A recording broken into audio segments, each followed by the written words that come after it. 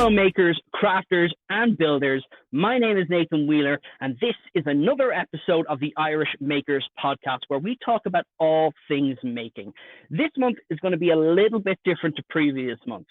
We are going to be releasing episodes all about the incredible world of blacksmithing. Yes, that's right. This is Blacksmithing month. The world of blacksmithing always struck me as a bit of a medieval craft, something you'd see at a Renaissance fair or in the Game of Thrones episode. I imagined it as a fiery forge, pumping out swords and armor for soldiers marching off to some far-off battle. It's not something I associated with the modern world. When I think of metalwork, I think of these huge foundries, these gigafactories that make metal by the ton. They cast it by the mile. I thought the days of blacksmithing were over, but whew, I was wrong. Holy hell. When we went looking for blacksmiths for this episode, we were inundated. We had to turn blacksmiths away. I was getting calls and DMs from people from all over the country, burly men just sliding right into my DMs being like, I'm a blacksmith and I want to talk about my craft.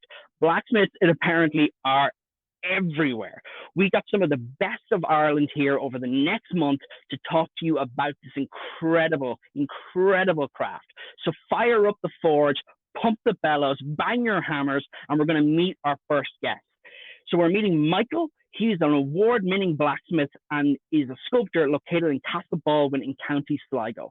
He left Portsmouth in 2000 when he started working with a local blacksmith down in Sligo. In 2006, he set up his own forge in Rivertown, and in the interim has been steadily building a reputation with his hand-forged works. Michael has created sculptures all over the country, taught literally hundreds of students the art of blacksmithing, won numerous competitions, and has sold works all over the world. This guy is not only metal, he knows metal backwards. His son George has also found the love of blacksmithing. He grew up when he wasn't in school, hitting his hammer off these anvils and working the forge. He recently completed his DFS program in the United Kingdom, where he learned the trade of blacksmithing and is now a journeyman blacksmith in the UK. These two are the most amazing people you'll ever meet. They're such good crack, and I cannot wait to get talking to them. Hi guys, listen, thank you so much for coming on the Irish Maker Podcast. It's absolutely brilliant to talk to you. We have been inundated with blacksmiths. I had no idea there were so many of you guys out there. No worries, it's good to be on it. It's great to have you. Like, there was just so many people that we were just like, oh my God, like blacksmithing is just such a cool art. And as I said, I always thought it was that outdated thing that, you know, people were doing it in horseshoes, and it just wasn't a really common thing. And I'm so glad that it turns out I was wrong. So guys, I want to just jump straight into it. So you need to forgive my ignorance, and you need to treat me like a 5-year-old for a few minutes. When I think of blacksmithing, as I said, I think of shoemaking. I think for horseshoe making. I think of, you know, some bespoke work. I don't think of it as a modern craft. So tell me I'm wrong. So between the pair of you, what is the role of the modern blacksmith? Yeah, you are wrong, Nathan. That's often the case. Well, everything really. Our whole modern world is built on discoveries from the forge. So the machine age wasn't possible, but it started in the forge. The Industrial Revolution started in the forge. The inventor of the steam piston was a blacksmith.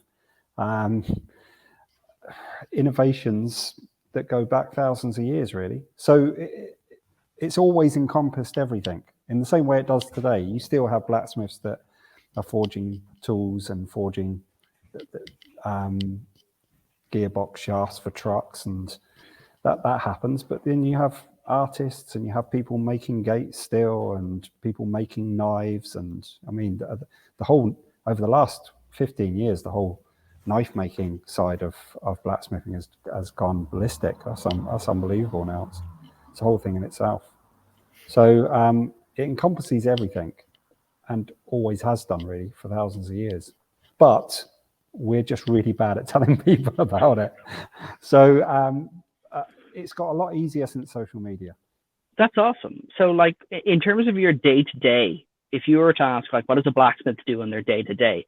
What would your day to day be like in terms of making? Do you want to take that, George? Well, for me, it's I'm sort of working on other people's projects for the most part. But that's part of being a journeyman. You just you go around and you do what there is, and it's not always forge work. Like, there's times when I'm doing stuff that I really enjoy, under the forge, forging out big bits of steel. That's what I love. But then most of the time, you've got to do the jobs that, like every job, the bits that you don't like: filing, grinding, drilling holes. So day to day, mostly I'm doing the little jobs, but then every now and then a little job pops up where you can get under the forge, spend the whole day in the forge. But that's what it's like for me. Excuse my ignorance, what's a journeyman?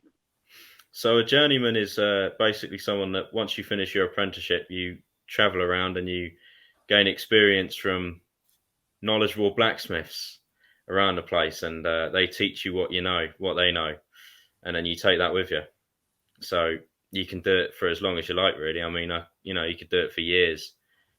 And is there a limit on that? Because I know you were over in Portsmouth with Pete Clutterbuck, I think it was, and then you've since moved now again. So, like, is it you just picking up a little bit of experience in different places or learning different parts of the art? Yeah, I mean, I could, if something worked out and I decided I wanted to stay somewhere for a year, that's possible. Or if I just decided I wanted to move on, or they wanted to get rid of me, it really just depends on the circumstance. They can kick me out whenever they like, and I've got to find somewhere else to go. So you kind of just line up the next place as you go, and you decide what you want to do, and they decide what they want to happen, and you just figure it out amongst yourselves and go with it. So does it work similar to being a tradesman, or is it very much culturally blacksmiths do it this way as opposed to the way other places do it? Because I know, like, if you're a chippy or you're a Sparks, you'd go do an apprenticeship, you do your apprenticeship, and then you basically move on yourself. But it seems to be slightly different when you're in the world of blacksmithing. Am I right in thinking that? Well, you could do it. I mean, you don't have to do the journeyman. It's not like something that you have to do. Oh, okay. Loads of people don't do it. Most people, well, I'm not going to say most people, but I don't know loads. And I know enough journeymen, but it's not like I know everyone that's a blacksmith's done it. Some blacksmiths have done it. The person I'm with at the moment, Thomas Gontar, he's done a journey. He did it for 2 years and he loved it. And it's really just if you can, because not everyone can do a journey. It's and if you want to.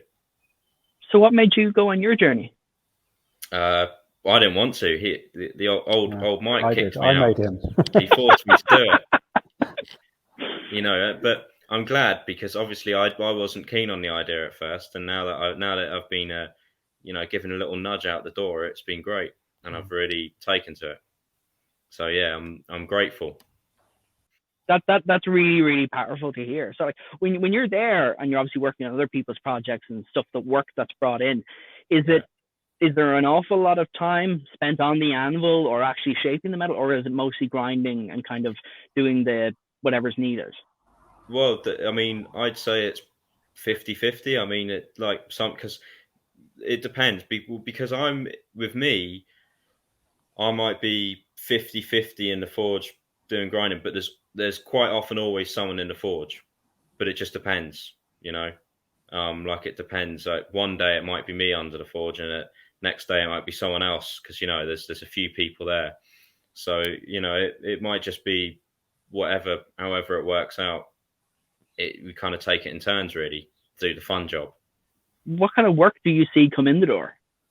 Well, at the moment we're doing a big pair of we've had to do 2 sets of massive balcony railings for a hotel up in London. Awesome. All these like beautiful decorative scrolls on it, and that's what we've been working on for the last while. They've been, because there's on each one there's about 2 main panels, and then there's 4 side panels, and they're hefty heavy lumps of railings, so they've taken a while. Yeah, and then other than that, there's sculpture. I've done work on a sculpture job recently, punching a big hole. We haven't done much of that, but we made a start on that. Yeah, and then all sorts. Just mostly on my journey, mostly the stuff I've been doing has been gates and railings. If I was to say there were two main things that I've done, that would be it: gates and railings. That's what I've been doing a lot of. And that's obviously quite different for you, Michael, because you're obviously in more in the sculpture kind of world and you take students on. So would you see much kind of commercial work come in, or do you kind of focus more on the students and the sculpture work? Well, it's kind of, you have, there's less catchment in the northwest of Ireland, obviously. Like the first city George went to, my hometown back in England, I mean, that's, what's it, 3 times... The city is 3 times the population of the whole of County Sligo. So yeah. You have to take what comes through the door. So sometimes, so students is one way to supplement the income, and then you'll have, really awkward jobs, like you'll get a farmer who wants to come in, needs an axle straightened or something like that. I still do things like that, and then you'll get gate jobs, and you'll do, odd little things, just strange, spurious things that come in with you. And maybe if I was in an area where I was doing a lot more larger projects, I might turn a lot of those down, but I don't have the luxury of that. But it means that I've done a diverse grouping of work that is quite unusual. And I'm more of a old school country blacksmith, where I still fix things for people occasionally. Somebody came in this morning, wanted me to fix a hook for his mother's fire crane, and it's a 5-minute job, but those are the jobs that you have to take on. So it is a bit different from what George is doing. And when George came home at Christmas, we were talking about this, how different it was for George, because he'd only ever known my forge, and then all of a sudden he's going to much busier forges. It's a bit of a culture shock. Yeah, I can imagine. So, like, obviously, blacksmithing has featured a heavy part in your life, Michael, and we're going to get into that. And clearly, it's featuring a heavy part in your life, George. So, but how has that brought you together as a father and son? Because you both share this incredible passion, and obviously, Michael, you were very quick to, like, your son out the door, yeet. So, like, how's that affected your relationship? Do you feel like you got that really strong bond because you've in common, or because you have those differences, you can kind of butt heads? A bit of both. Yeah, a bit of both. I think we were very strong bond anyway, weren't we? Yeah, I think so. Yeah, just as a family, I think we were. Yeah, well, I wouldn't have had him in the forge. I think especially this last 2 years, having this last 2 years been doing my apprenticeship with you and through college. Well, I mean, it was over to, minus the last 6 months, the 2 years prior to that. It was because full time. But I think it was a good 2 years. 2 years since I left. It was the first 2 years since I'd finished school, and it was the best 2 years of my life. It was interesting. It was interesting, and I didn't know how we'd go about it, because I had no experience of. I didn't have an experience of having a full time. I've taught loads of people, but not in depth, and so I didn't know how I'd take having an apprentice, but let alone my son. And you've got a responsibility to an apprentice, and then you've got an added responsibility because they're related to you. And then we had to deal with the fact that we live together and work together. So we're spending, 18 hours a day together. That was difficult, wasn't it? Where we would kind of, because you need space to think. Both of us did. And so it was hard sometimes when we got home. It was easy in the forge sometimes. Sometimes we'd get home and we'd get in each other's way a little bit, but we dealt with it quite well. The most important thing is we know we can take the piss out of each other. So that made things easier, So when we did, I think only about 4 times we had arguments in the forge, which I think is really good. But then we were able to get past it fairly quickly. Yeah. And for me, it was very positive. I enjoyed every moment of it. But I was glad to see him go. Your dad just put you on blast. Yeah. That's also a very dangerous place to have an argument, by the way, in a forge, 2,000-degree heat and a bunch of hammers. Yeah. Sometimes things went flying across the forge, But Yeah. that was me. Couple That of was times. me. George kept his temper really well. A couple of times I got Well, annoyed. I think I've got no choice to keep my temper very well when you're the apprentice.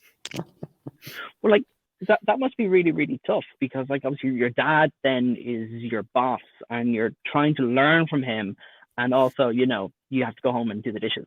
Do you know what I mean? So like there's that sense of kind of you're growing up and you're kind of becoming your own man, but at the same time, your dad is there at work telling you what to do, and when you get home, he's telling you what to do, which obviously must be very, very difficult. Whereas now you're kind of out and you're doing your own thing, and you're on your journey, and you're learning from all these tons of other people, and you're probably like, some days you're probably like, oh geez, I wish I was home with my dad, and other days like, oh geez, I can't. I'm so happy that I'm out here learning off people who have years and years of experience. Yeah, well, I've been loving the journey, and it's been fantastic. I've been away from home for about 3 months now, or since January.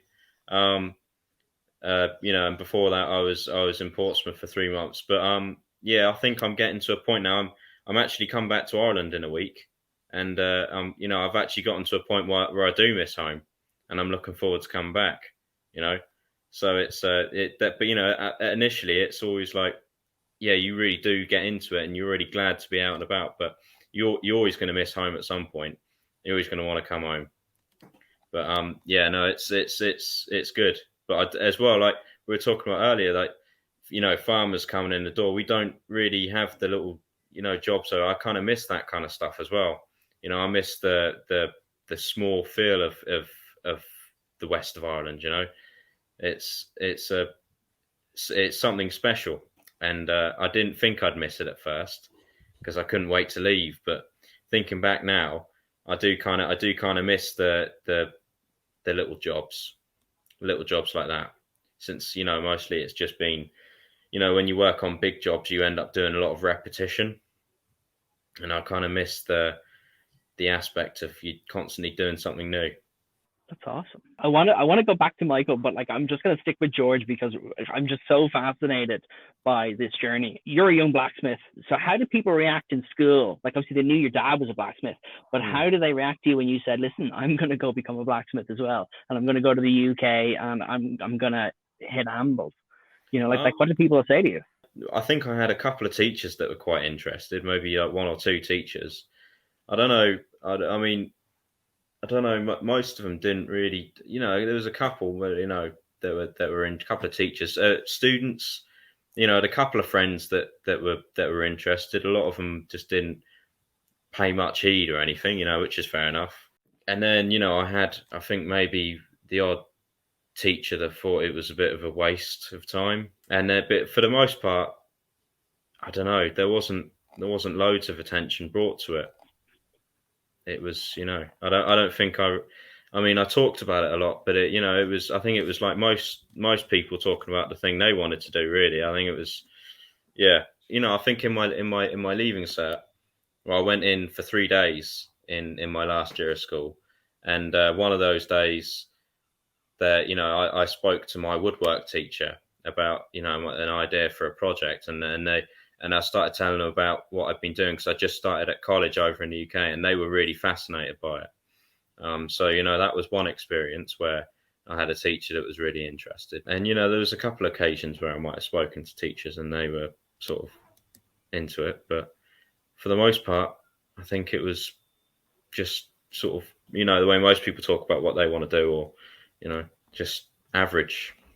I hear you. Like I know when I went to school, it was I'm not even that far out of school. I think I did my leaving cert in 2011, which probably seems like an awful long time ago, but it really didn't feel that long ago. And I remember I was saying like I want to become an artist, or I want to be a maker, or I want to do this, that, and the other, and they were just like, no. You're going to get X many points, and you're going to become a lawyer, Nathan. It's like, you're a lawyer, Nathan. And I was like, okay, fair enough. That's that decision made. And the option to go to art school or the option to do anything else, which just wasn't on the table. It just wasn't discussed. It was, well, what college are you going to? And it was never it was never something that was discussed of, well, you could get an apprenticeship, or you could do this, or you could do that. And I think one thing our school system does really, really well is that it stamps out any conversation about that stuff. At least that's been my experience. Whereas now the whole world is like, oh my God, we need tradespeople and we need them now. And like, the housing crisis is an awful lot down to there's feck all tradesmen. So is the depression, rise of chronic depression in our society. Because you're pushing people into doing things they're not interested.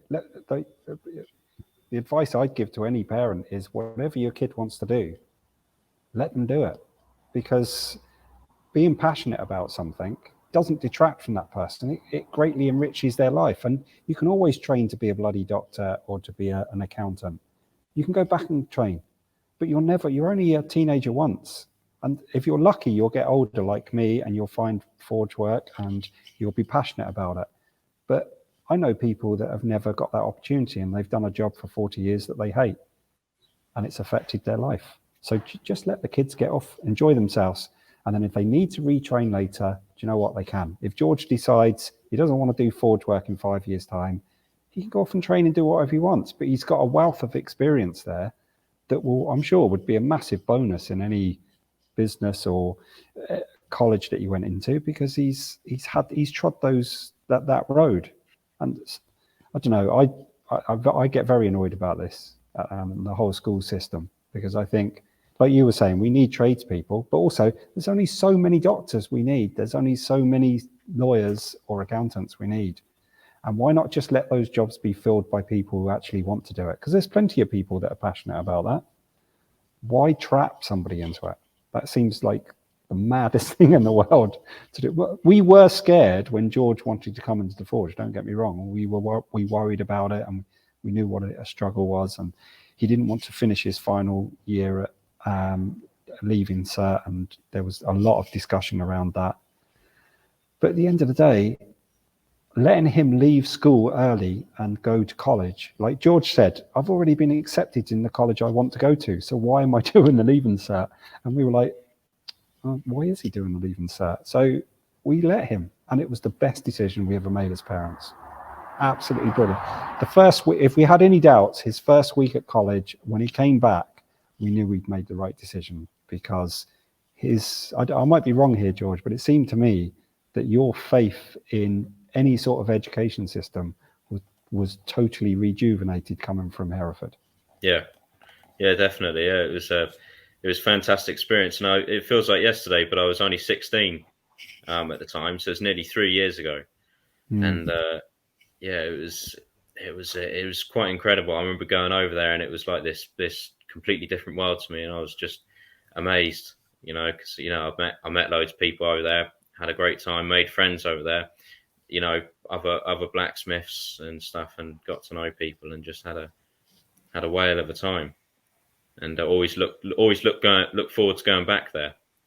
Like sitting here and like knowing the way that I've been raised up, like that must be a terrifying position to be in, because you're thinking like, oh, I've been told and trained that like this is the way it's supposed to happen, and my kid's supposed to this and then to this, and then also when they're following in your footsteps, you're also kind of like, you kind of just have to let them follow that passion, which obviously that must have been a big decision and a big conversation. But you went over to the UK at 16.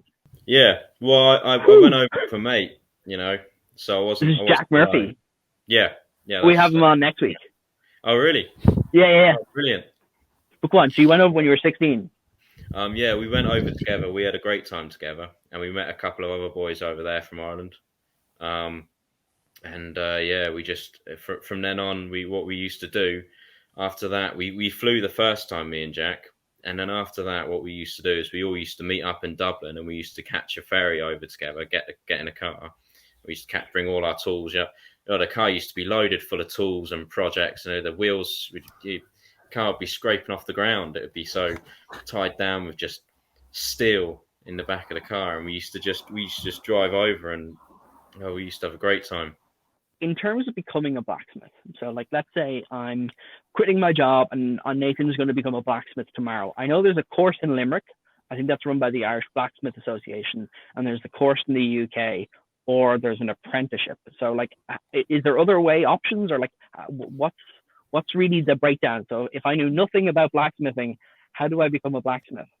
Well, you could do what a lot of people do. Just go and buy yourself an anvil and have a go. Do you know? And then see how it feels, and just work and go on the odd course here and there. That's one option, which a lot of people take, and it's a very good option. Just have a go. I'm largely self-taught, because I only worked for the blacksmith I worked for about 1.5 years, and we did a lot of fabrication. So when I started my forge, Jesus, I knew how to make scrolls and a few other things, and everything else I had to teach myself, because I wanted to go and do the course George was on, but I couldn't afford the flights at the time because we had 2 young children. So yeah. But you could do that. You could get your apprenticeship.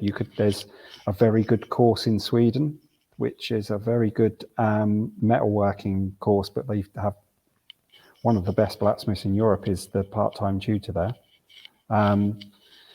There's colleges throughout Europe where you can go and learn to be a blacksmith.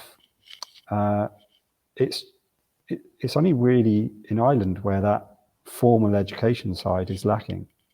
So you can get a degree. So George could go and do his degree course in Hereford. So there's a full-time course in Hereford where you can go over a 2-year diploma course, and then that leads on to the degree course. So there's a lot of options there for you. It's just that it's very few options in Ireland, other than trying to find an apprentice and just going and do the course in Limerick with Eric O'Neill. And I think 2 of the lads on your course did that course first, didn't they, John? Yeah, they did. They did that so that they could get their skills up and then go over do the one in England. And is it like a primer course for the one in the UK? Yeah, well, I mean, I don't know. I mean, they said that it was great preparation for it. They felt like, and they said it was really set them up, and it was a good introduction. So it sounds pretty good. And the course George went on, it would be more of an advanced course aimed at people like George and the other lads from Ireland who had those previous skills. So they had some skills. So if you were a complete novice, really, you'd go and either do the course with Eric O'Neill down in Limerick, or you'd go over and do the diploma course in the UK if you couldn't get an apprenticeship. And I knew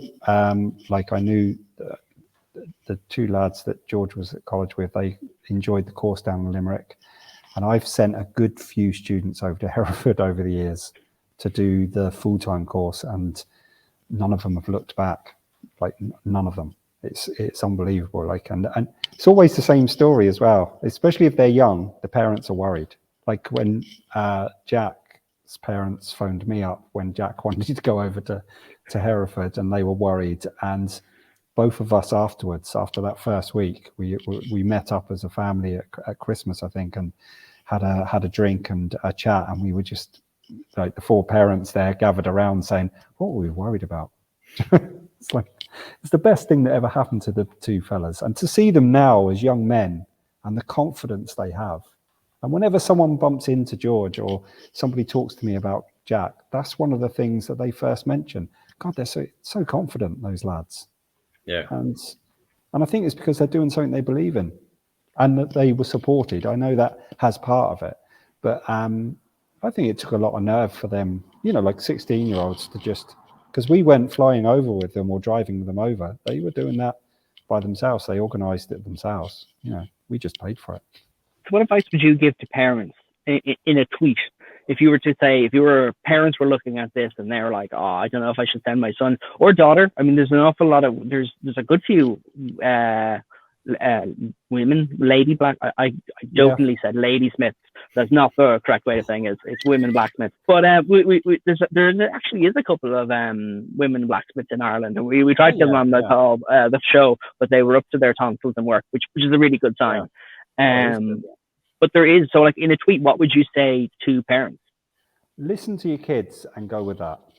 That's what you got to say to them. Listen to them. Because what's the worst thing in the world to me is you follow somebody else's idea of what you should do. You're miserable, it fails, and then who are you going to blame? the best thing, if something fails and it was your idea and somebody supported you, and then that person is there to say, oh, it doesn't matter, let's try something different. But I don't think you will ever regret it. I don't think anyone that follows the thing they want to do or listens to their kids, because I think we spend a lot of time putting down the younger generation. And I know some amazing, like he's my son, of course I'm proud of George, but I know some amazing teenagers and young people, and they're very intelligent and they're very like switched on to what's good for them, do you know? So why wouldn't you listen to them? Do you know? I don't understand that, especially as going through a school system myself and coming out the other side of it. The last thing I would be doing is pushing somebody into something they don't want to do. Just, you know, your kids aren't completely brain dead. So the worst thing is, like with me, I didn't know what I wanted to do really when I left school. And so where does that leave your parents, or where does that leave you, where you don't have an option? So tell us your story, Michael. Like you said, you didn't have any formal training.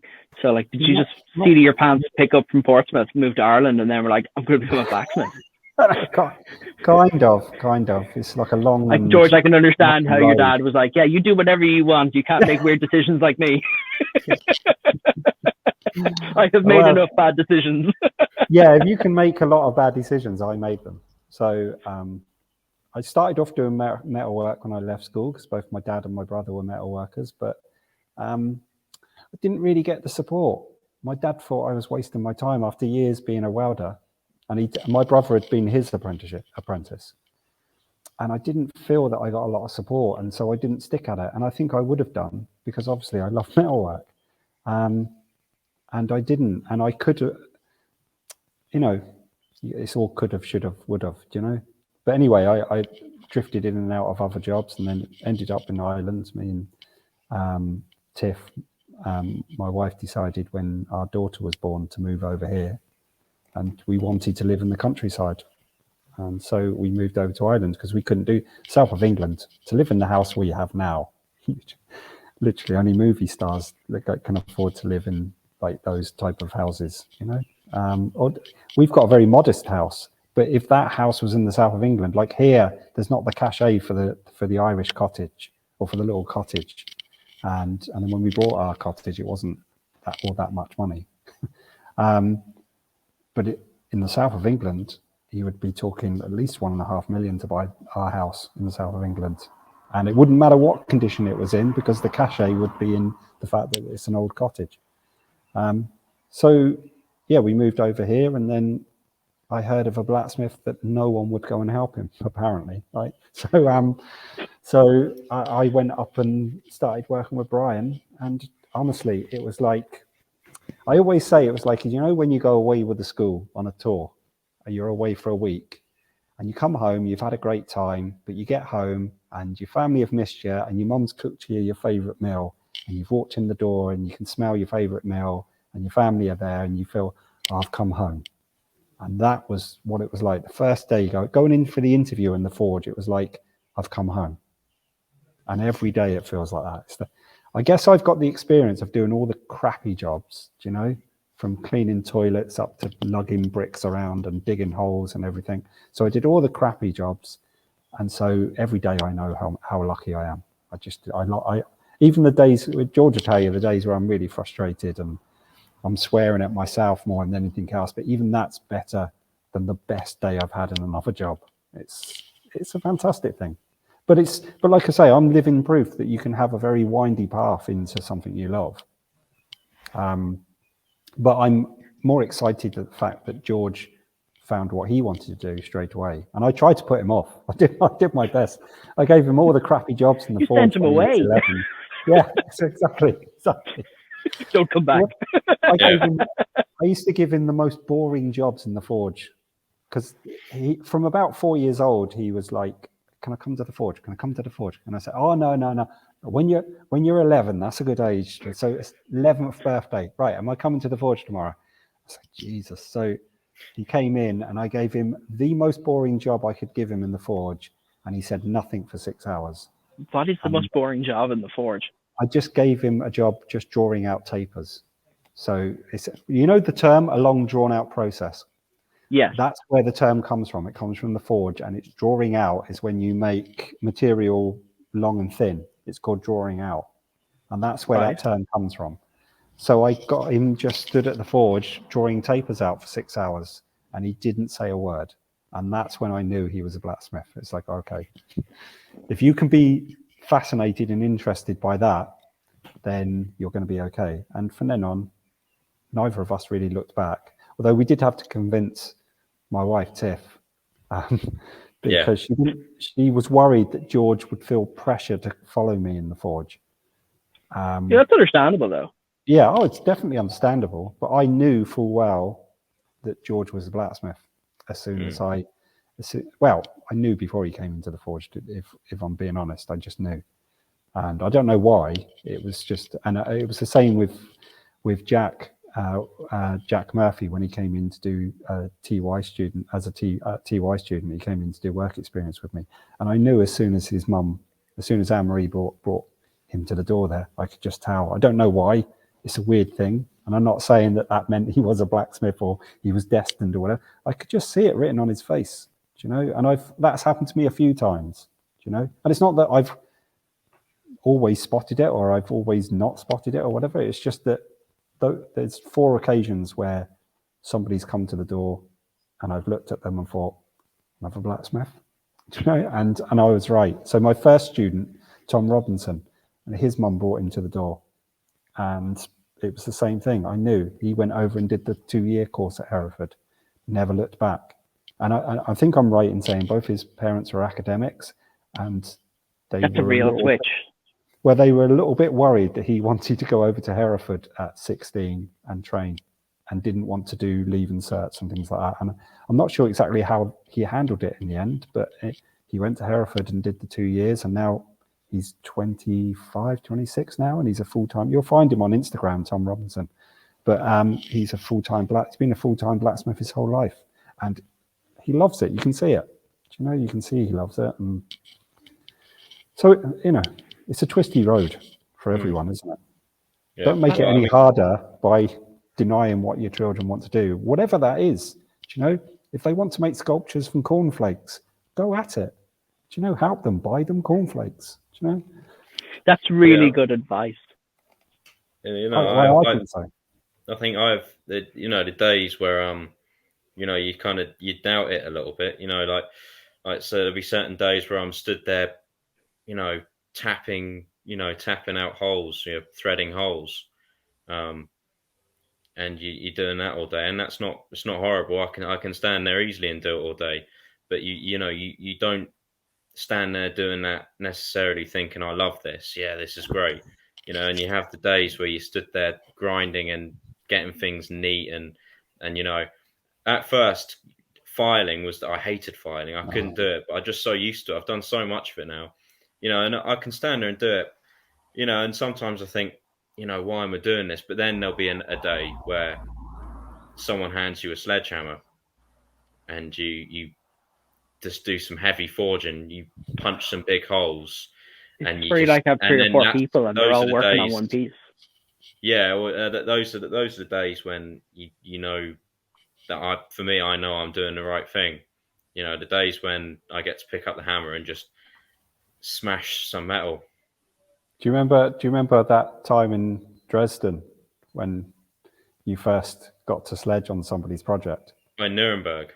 Oh, Nuremberg, that's it, wasn't it? Yeah, sorry. That was it. Yeah, I loved it. It's one of my and it's just one of my favorite jobs actually, swinging a sledgehammer.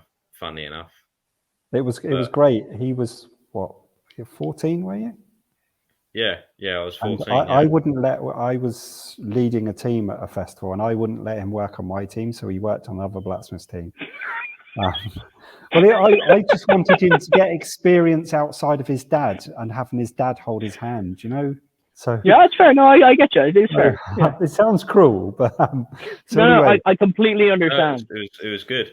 That was a big confidence boost for me as well. He came back a different guy. He came back a different guy. People, yeah. It was an amazing festival, but one of my team turned around and said, "Just have a look at your son." And I turned around, and I'd never let him use the sledge up to then. I was a bit nervous about so I'd never let him use the power hammer or the sledge up until that point. And there he is sledging away with other blacksmiths all around him and the confidence. So anyway, that night I bought him a beer and I said, there you go. So, and people were saying, oh, should you be letting your son, he's 14, drink beer? And I said, well, if you can swing a sledge all day like that, you can have a beer at the end of it. And geez, we had a great time at that festival. But it was fantastic. It taught me a few things watching him. It was a fascinating. For me, it was one of the most beautiful things. Seeing your child get into something anyway is really a beautiful thing. When you see your child enjoy something, and like my daughter at the moment, she's training. She wants to be a costume designer, so she's in Limerick training at the moment. And seeing her progress through she's doing her final piece at the moment for the course, and just watching her make it on her Instagram is just beautiful. It's lovely. And seeing how much she's enjoying it is just such a lovely thing. And I hate to think that there's parents out there that will never see that because their children are doing something they don't really like, but hey, it's got a pension, but there's more important things in life than pensions, and well, one of them was seeing George in Nuremberg. It was just fantastic, and seeing him meld into a team that wasn't anything to do with his family, and it's just a great experience, I think. And that's the beauty about blacksmithing. It's a great community. There's blacksmith festivals all over the world, and you'll go to them and you'll see the energy there, and it's like a ton of bricks hitting in your head the first time you go to a blacksmith festival, and there's 50 blacksmiths working, and they're all kind of helping each other and showing each other things and cooperating and working as a team. It's so much energy. It's fantastic. That's amazing. It's very, very powerful to hear you talk about it. Speaking of power hammers, though, and George, we have a video of George messing around with the power hammer. So there we go. It's basically just it's a big hammer that's designed to move metal faster than a man can on his own. And that right there, that's a 25 kg, and that's it's got a bit of oomph to that. As you can see, it sort of takes down that big bit of steel. But you get massive ones. You get these huge ones that and the biggest one I've ever worked on is where I am at the moment. It's like about a 50 kg hammer, and that has a big old whack to it, and it really sort of does the job. But sorry, the piece obviously coming down, that's weighing 50 kilograms, and then that's just hitting it repeatedly. That one weighs 25. Sorry, that one weighs 25. Okay. Yeah. And where do you even get something like that? Like do these have to be custom made, or? You go to the power hammer shop, of course. Jesus, do you not have one near you? I don't, unfortunately. Oh, where do you get a power hammer? Where are you living there, Nathan? I live in the back arse of Dublin. Don't hate me too much for it. But seriously, where do you get when we look at some of these tools and stuff, where do we even get some and stuff like that? It's hard, and obviously in Ireland it's difficult because there's not really a supplier of stuff like that. So you have to go looking. It's easy now, but oh Christ, when I started trying to get stuff from my forge, there was. I mean, obviously there was the internet still, but it was really hard. Because you'd have to go, I got my first anvil from Germany, but they didn't really translate websites into English at that time. So I had to find the German for anvil, and then find out how to spell the name of the company, because somebody told me about the name of the company. So I found that, and their website, you couldn't contact them through their website. So then I had to write them a letter to see whether they would send an anvil to Ireland. And it just went on. It took about 2 months to get the anvil in the end, I think. That's the most way that you should order an anvil. I should write you a letter requesting an anvil in German.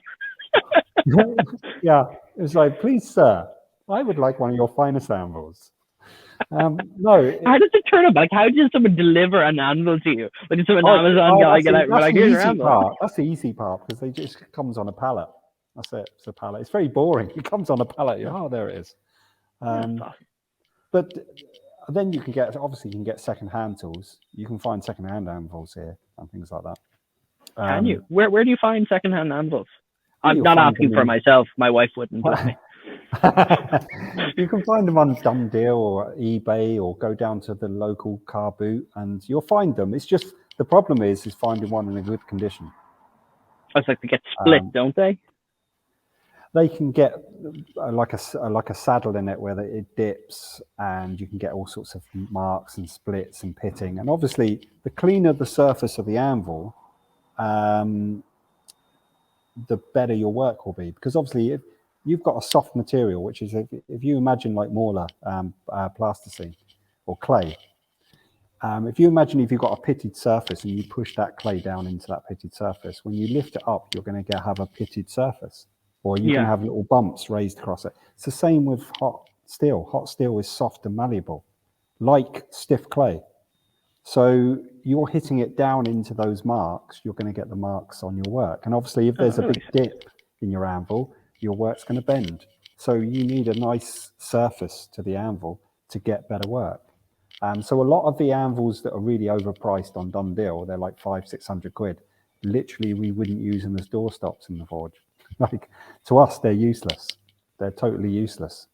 Because they're so saddled. Yeah, because they're just marked and they're all over the place. You're just making life hard for yourself. You know, you're already learning something new, which can be difficult. Then when you put onto that it's forge work, which makes it a little bit more difficult, and then you're going to add a really shitty tool to that. That's fair enough.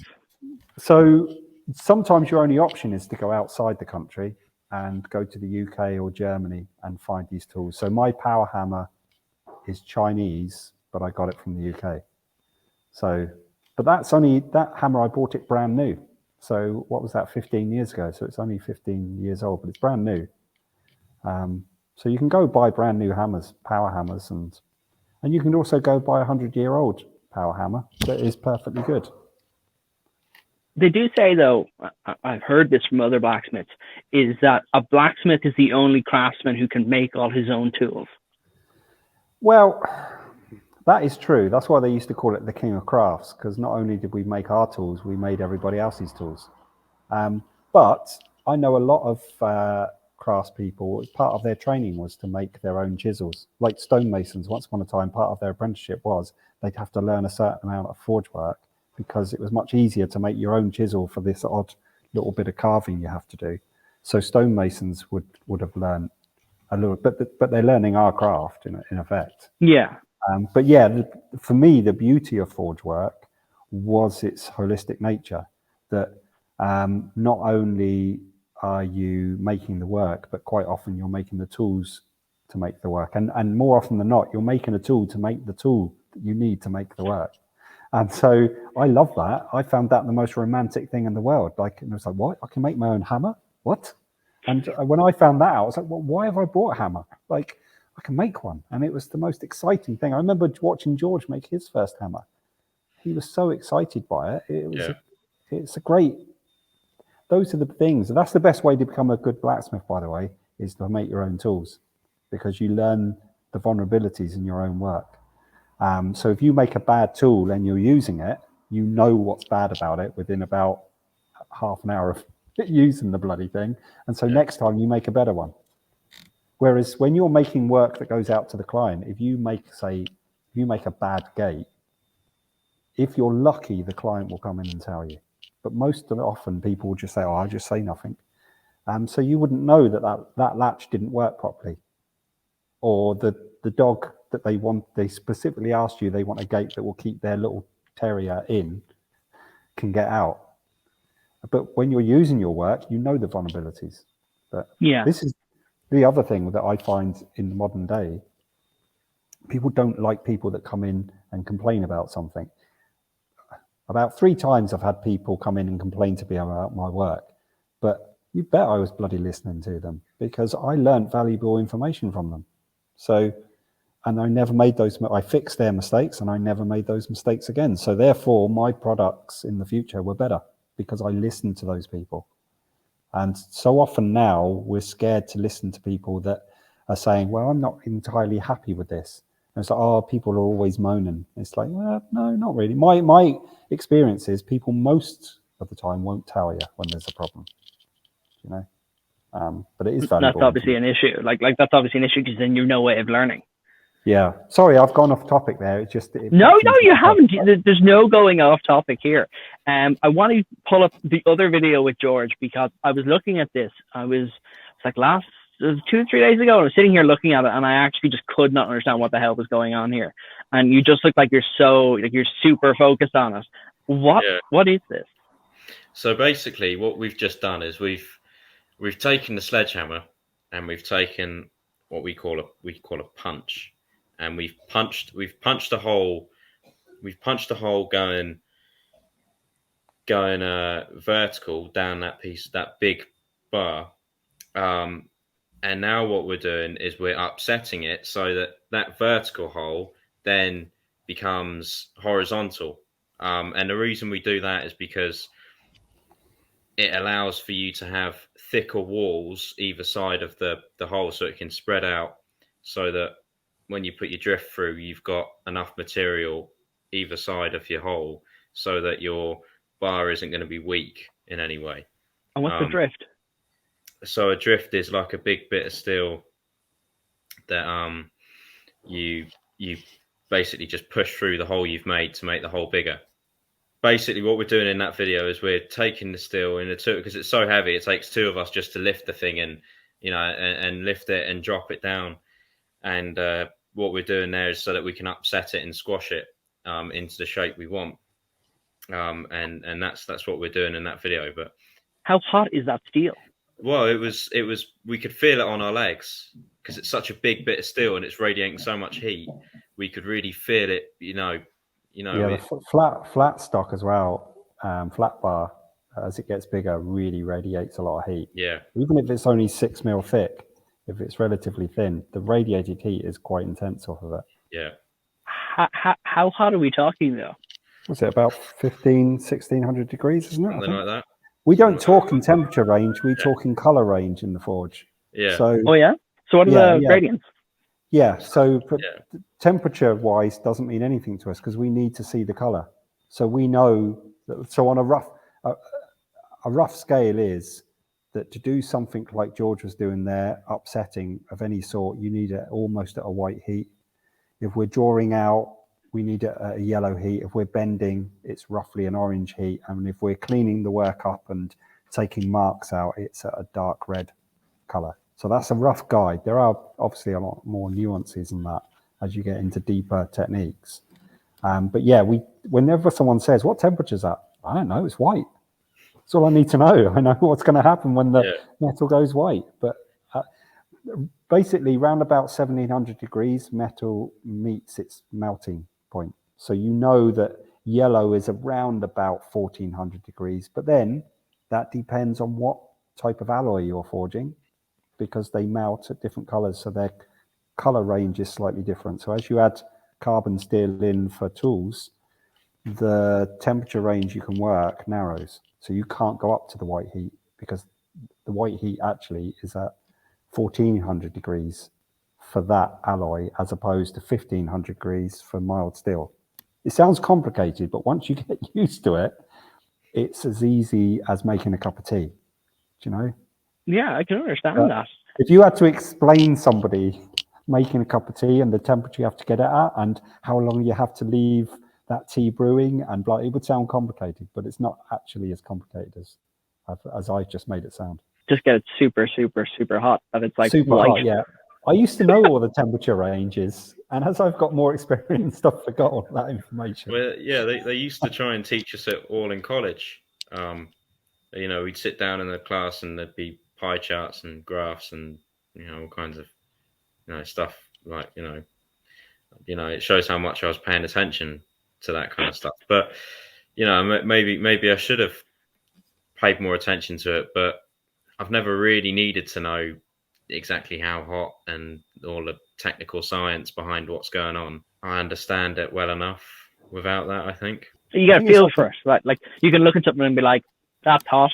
That's not very hot. That's hot enough. Can you get it too hot? Or if you get too hot, it just melts, I assume. Oh, Yeah. no, it evaporates. Hold on. Metal evaporates. Oh, yeah. It will evaporate into the atmosphere if you get it hot enough. What happens is when you get it to past what we call fire welding heat, which is where we've got it to it. So it's just about liquid. And then you can fire weld two pieces together. So you can join the two pieces of steel at that temperature. But once you get above that, really, it starts to basically evaporate into the atmosphere. So you'll see sparks coming out of the forge. And then a good 30% of that steel will just evaporate, will just vaporize. And you'll get a nasty lump in the bottom of the forge the next day, but it will only be a fraction of what you actually lost. And tell me now, when you've got your forge, or either of you, what are you running? How are you running them? Like, I assume they're running off gas as opposed to coal, or is it coal? No, I still have. I have a gas forge here, but I very rarely use it. I still use coke. So what's coke? It's coal, but it's had all of the bituments and impurities like sulfur burnt out of it. So they heat it up to like an orange temperature, the coal, and then they pour water on it, and that forces out all the sulfur and things like that.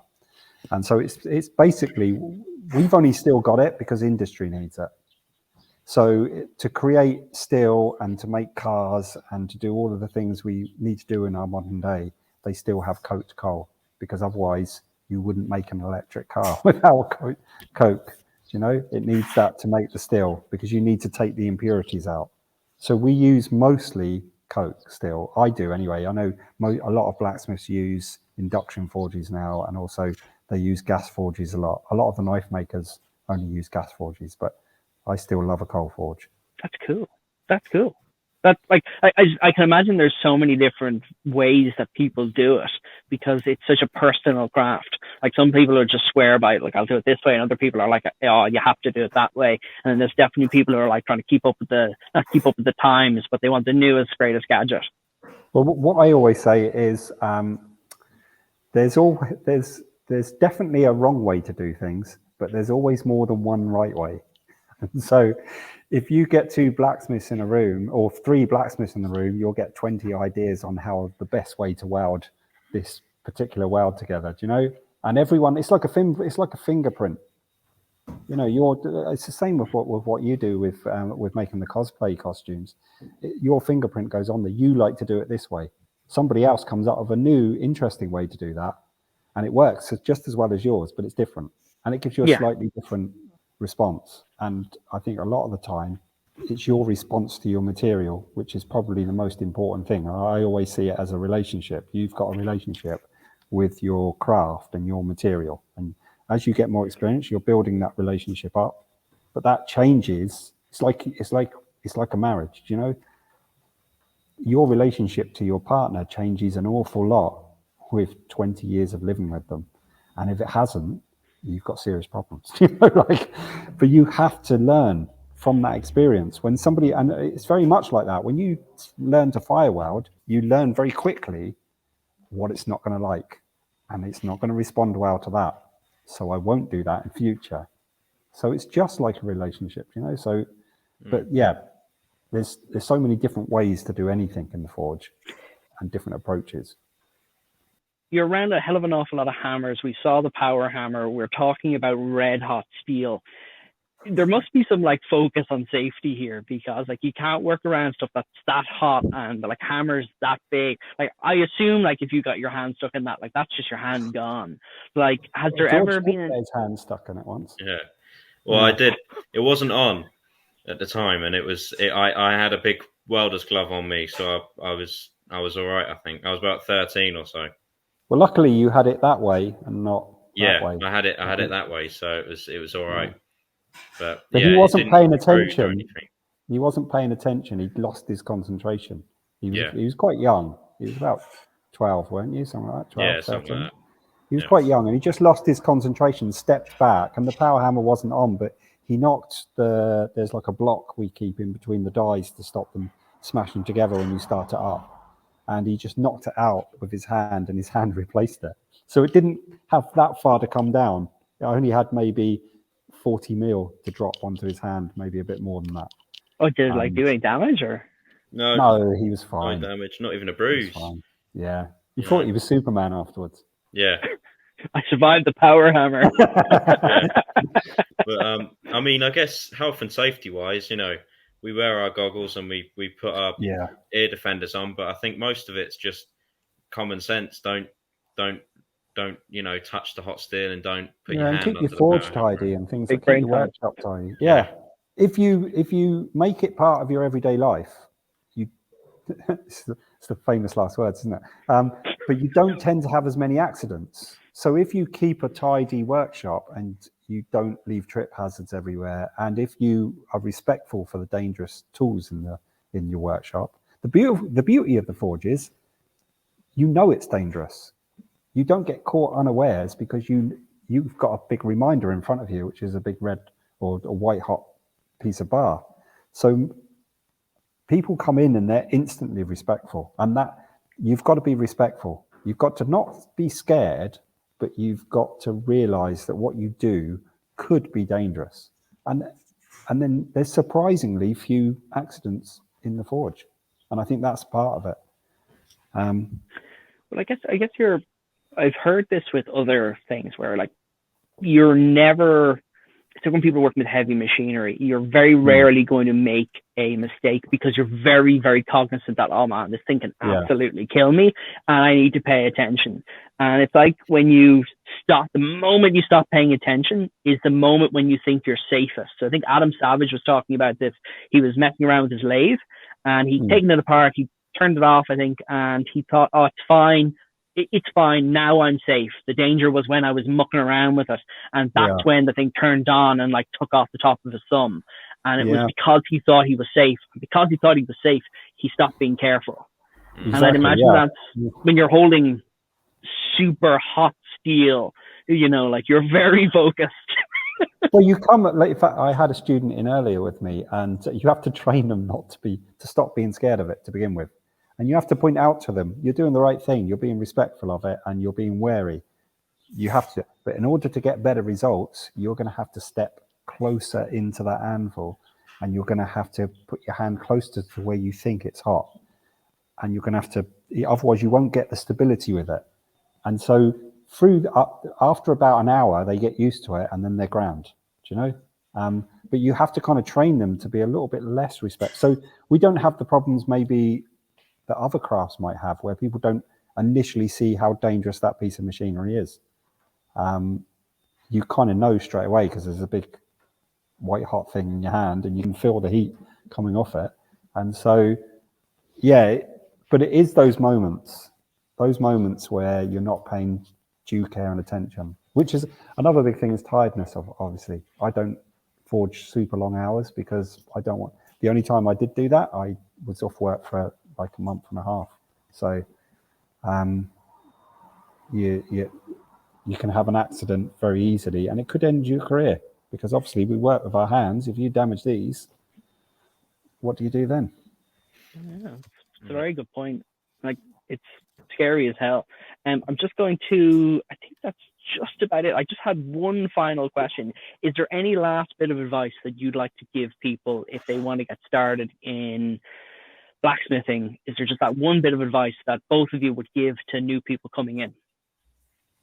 Yeah, I mean, I think for me, it's I didn't have to do this. I have to do it now, but I didn't have to do it initially because, I could just go in and work with my dad, But now I have to, find people that will have me. So for me, it's don't be afraid to ask. Don't be afraid to ask people. Don't be afraid to ask for help. Don't be afraid to ask if you can go help out, and just. That's what I'd say. Like I said, I didn't have to deal with that at first. Didn't occur to me, but now it does. Because I'm always having to ask people. So that's my advice. Yeah, that's good advice. Actually, it's really good advice. I would say just enjoy yourself. I know it sounds mad. Do you know? It sounds like a bit airy fairy on that and everything, but just go for it and enjoy yourself.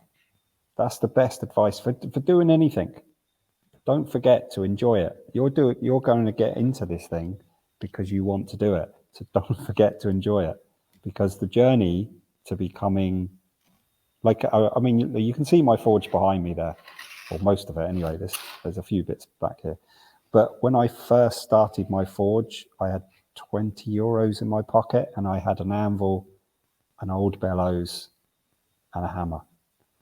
That was me starting as a professional blacksmith, like day one.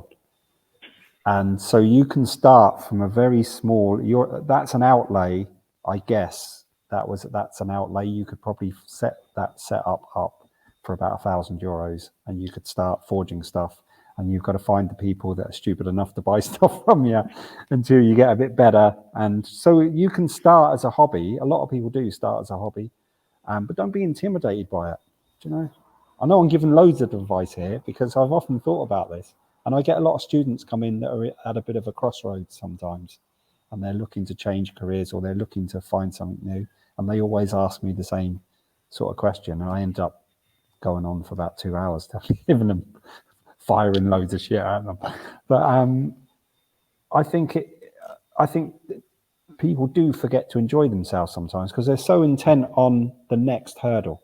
Because there's always, like, I've got hurdles now, and I know blacksmiths that are 40, 50 years of blacksmiths, and to me they're like blacksmithing gods, but they've got their hurdle, do you know? Because you never, if you're lucky, you never stop wanting to achieve something better or to get to the next. You know, like, you see what you think is the crest of the hill, and you get up there and there's another hill behind it.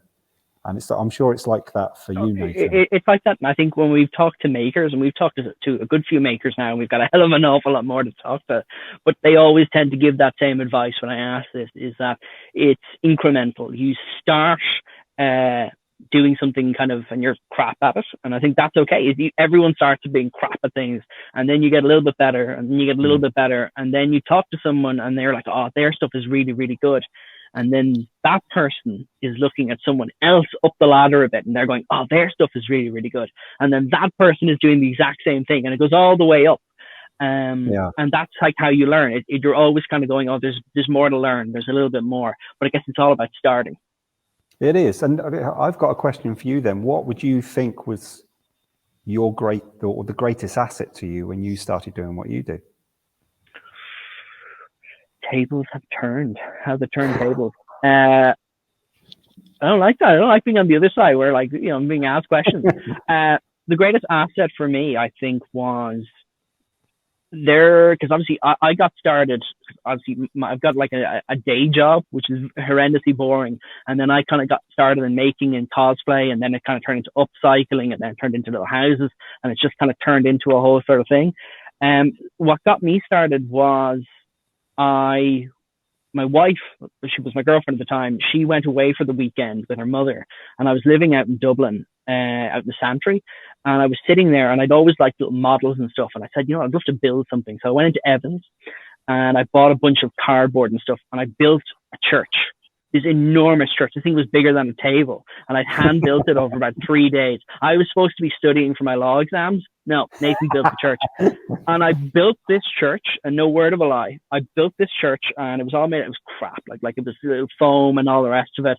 And I'd like spray painted parts of it. And I was like 25, and I built this thing.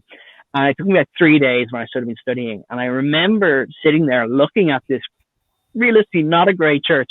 I remember thinking, you know what, I've had more fun doing this than I have ever had studying or going to work or anything like that. And I would just love to do more of this. And, you know, it was just having the faith and the belief in myself that I can just do it for the love of it. And then better will come, that I will get better at it. And then there's been so many people out there who've been super, super good. The Irish maker community, I found, are super, super nice. And if you just ask someone and just be like, hey, listen, will you show me this? 99% of people are like, yeah, savage. Yeah, try shutting them up after time. Yeah. Jesus. That's a perfect place to call it, guys. I'm going to say thank you so much, guys. And I will hopefully see you again soon. Oh, no, it's lovely to be here. It was great to be on here. Thank you very much for having us. Yeah, thanks for having us. And that's it from the Irish Makers podcast. A big thank you to our two guests, Michael and George Budd, for coming on the show and educating us about the amazing craft that is blacksmithing. My mind has been absolutely blown. Those two get on so well. They've got that incredible father-son relationship. I was a bit emotional at times. I was like, wow, these guys, like, they've got such belief in themselves. I want to thank our sponsors, Coding Grace, for all their support, to Vicky Toomey Lee, who does all the production for the show and gets everything at great quality. And most importantly, I want to thank you, our listeners, because without you, none of this would be possible and we wouldn't be making episodes. So you can follow us on the Irish Maker podcast on Twitter, on Instagram, TikTok, and YouTube. It's all down in the description. You can check and follow all your updates as they happen. You can listen to the podcast on Spotify, Apple, or Anchor, or you can watch it on YouTube. Me personally, I love watching it on YouTube because we see the little pictures and we just see people's reactions. I think that's the best way to enjoy it. So we release new episodes every second Tuesday, and every Monday we release a new episode of the Maker News. So if you have any Maker News or you want to know what's going on right across the country, check it out. If you are a maker or a crafter or a builder and you want to be featured on the show, just send us a message down in the description or DM us or just chat to us. We are so excited to get new people on the show and talk to all the crafters, makers, and builders. So thank you so much for tuning in. That's the end of the show. And please keep making.